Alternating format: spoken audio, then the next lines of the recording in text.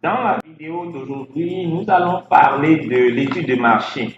Une fois que nous avons pu identifier, comme je l'ai dit dans la vidéo passée, une fois qu'on a identifié un problème pénible et urgent, comment faire l'étude de marché? Comment savoir que notre idée est la bonne et que l'idée va marcher? Alors, si vous n'êtes pas un expert dans la thématique, dans la niche, par rapport à l'idée, par rapport à votre patron, c'est une bonne nouvelle. Pourquoi? Parce que la différence entre un expert et un débutant, c'est que l'expert réunit toute la connaissance qu'il a en une encyclopédie, l'ordonne en un plan et cherche à le vendre. Alors qu'un débutant cherche pas d'un problème spécifique, pas d'un besoin spécifique et crée une solution autour de ce besoin-là. Et c'est là où vous et les experts, vous ne jouez pas sur le même terrain et vous avez un avantage comparatif par rapport aux experts parce que personne ne veut lire aujourd'hui une encyclopédie alors que tout le monde veut pouvoir lire, suivre un document ou une vidéo qui apporte une solution pratique à un besoin. Donc, dans notre exemple, il ne s'agit pas, dans l'exemple qu'on a pris dans la vidéo passée par rapport au photographe, à votre ami qui est venu vous voir par rapport à la photo, il ne s'agit pas de lui apprendre pendant 10 heures toute la mécanique de l'appareil photo. C'est pas de ça il s'agit. Il s'agit de lui apprendre comment faire de belles photos avec son appareil photo. Et donc, vous allez prendre de petits morceaux d'informations qui lui seront utiles dans l'atteinte de son objectif parce que lui veut résoudre un problème spécifique. Est-ce que vous savez par exemple que beaucoup de best-sellers n'ont pas été réalisés par des experts? Beaucoup d'entre eux ont été réalisés par des journalistes. Pourquoi? Parce que le rôle d'un journaliste, le journaliste n'est pas là pour tout savoir. Le journaliste est là pour coller les informations, pour prendre plusieurs informations, les ordonner, les coller pour répondre à un problème spécifique. Alors que l'expert, lui, prend tout ce qu'il a comme connaissance dans sa vie et il ordonne ça en plan pour pouvoir vendre. C'est la raison pour laquelle vous n'avez pas besoin d'être un expert aujourd'hui avant de vivre de votre passion. Et d'ailleurs, vous allez apprendre à progresser au fil du chemin.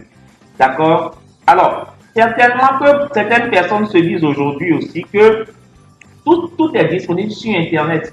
Aujourd'hui, il y a tout sur YouTube, aujourd'hui, il y a tout sur Google. En fait, tout est disponible en termes de connaissances sur Internet. Alors, donc, peut-être que toi, tu te demandes aujourd'hui, alors, qu'est-ce que je peux enseigner, qu'est-ce que je peux donner, qu'est-ce que je peux apporter aux gens qui n'existent pas encore sur Internet? La réponse, c'est que c'est vrai qu'il y a beaucoup de choses sur Internet. On trouve beaucoup d'informations sur Internet. Si, par exemple, ta machine à laver cuit et de l'eau sort de ta machine à laver, tu aimerais payer un réparateur pour le réparer, oui ou non? Alors que tu peux trouver des vidéos pour pouvoir réparer des lavages, des machines à laver sur Internet. Tu peux trouver des vidéos pour ça sur Internet, mais tu préfères payer un réparateur. Pourquoi? Parce que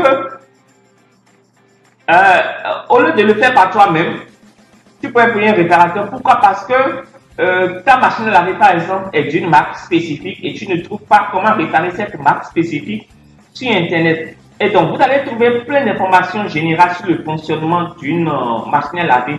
Mais vous n'allez jamais trouver des informations spécifiques à un modèle. C'est-à-dire, par exemple, une méthode pas à pas en 3 étapes pour identifier le tuyau quand ça fuit, repérer le tuyau, c'est réparer le tuyau sans outils et le rebrancher et tout ça en 5 minutes. Tu ne peux pas trouver un tuto ou une formation qui répond spécifiquement à comment réparer la marque de ton lave-machine. C'est pour cela que tu es obligé d'aller prendre un réparateur pour venir réparer ta machine à laver.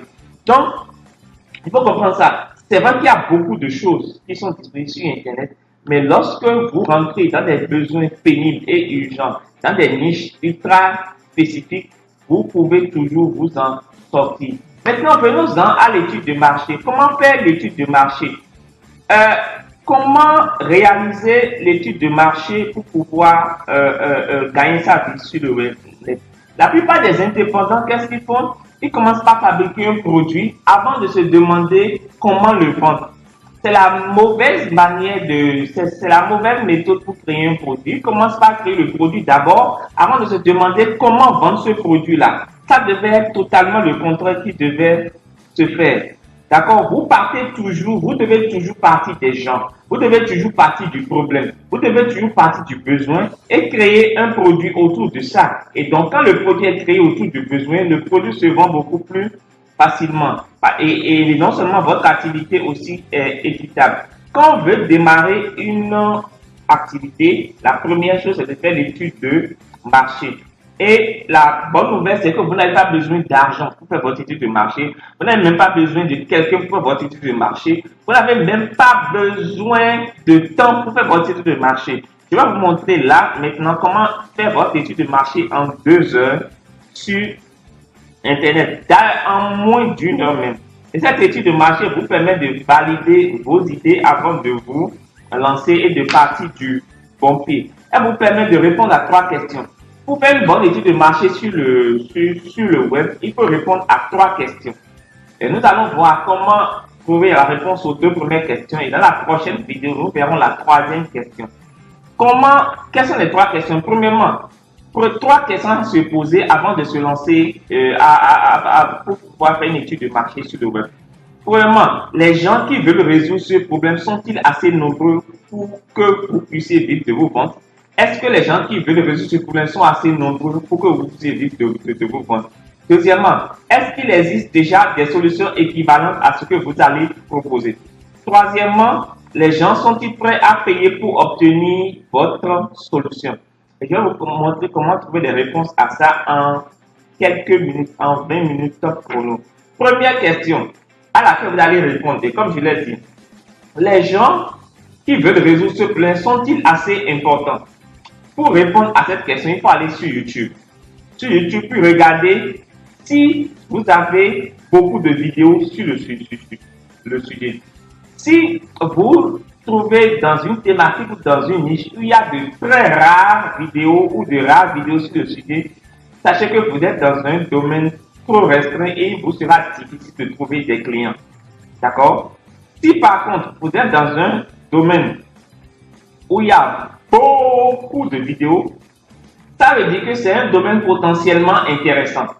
Maintenant, le fait qu'il y a beaucoup de vidéos ne veut pas dire que c'est forcément intéressant. L'idéal ici, c'est qu'il y a beaucoup de vidéos dans la thématique, mais qu'il n'y ait pas beaucoup de vidéos qui parlent de votre sous-thématique, de votre niche. D'accord? C'est très important. Qu'il n'y ait pas beaucoup de vidéos qui parlent de votre niche ou de votre thématique. Deuxième question qu'il faut se poser. Existe-t-il déjà des solutions équivalentes à ce que vous allez proposer? Dans ce cas, qu'est-ce que vous faites? Il vous faut aller sur Google. Vous allez sur Google pour voir le nombre d'annonces. Lorsque vous tapez des recherches sur Google, vous voyez le nombre d'annonces publicitaires, le nombre d'entreprises qui ont payé pour pouvoir faire passer des annonces via Google. On appelle ça Google AdWords. Pour les entreprises qui ont utilisé Google AdWords pour pouvoir s'en sortir, enfin, pour pouvoir faire de la publicité. Donc, plus il y a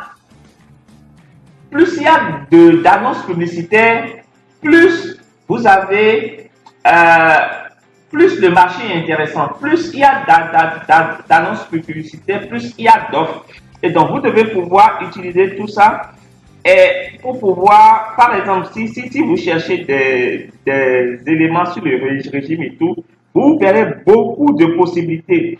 Et au contraire, quand vous cherchez comment, par exemple, choisir un costume, vous n'aurez pas autant de réponses par rapport à comment maigrir, par exemple. Donc, plus vous avez des réponses dans une thématique, plus cette thématique et plus vous avez des annonces publicitaires, plus cette thématique est super intéressante pour vous. Voilà ce qu'on devait voir dans cette vidéo. J'espère qu'elle vous a plu. Si elle vous a plu, partagez la vidéo, abonnez-vous, mettez-moi un commentaire en bas. Moi, je vous donne rendez-vous dans la vidéo prochaine